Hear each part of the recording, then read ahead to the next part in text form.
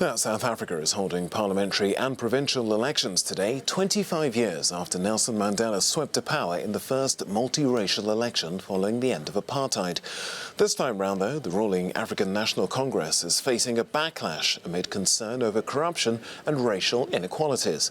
Well, today's election is the first under President Cyril Ramaphosa, who replaced scandal-plagued Jacob Zuma in February last year after 4 years as his deputy. Official results are expected on Saturday.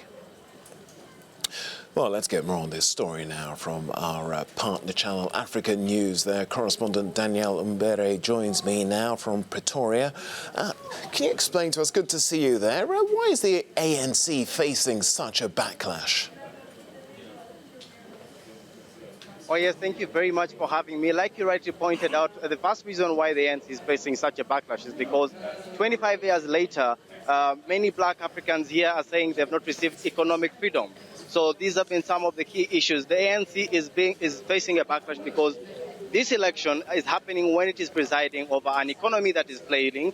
There's high unemployment, there's rampant corruption. There have been service delivery protests in several parts of the country where they're saying basic services like sanitation, clean water have not been provided. And so for the last 25 years, the ANC has not made a good account for itself. And for this reason, people are very angry and unhappy. And for many young people that we have spoken to in different situations, they say they see no reason to vote. They're not going to vote. They would rather boycott the vote. And even worse, they are actually organizing protests and preventing people from voting. Daniel, briefly, could you give us a roundup of what's been said regarding the government's controversial land reform policy?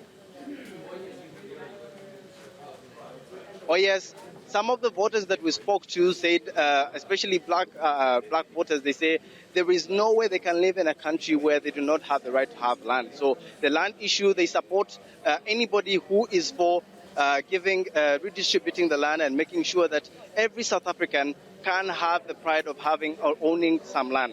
But there are also people that we speak to that are concerned about how it will be done. But generally, people believe that the ANC or Ramaphosa should do it, or anybody that is going to take government should redistribute the land, and there must be land reforms.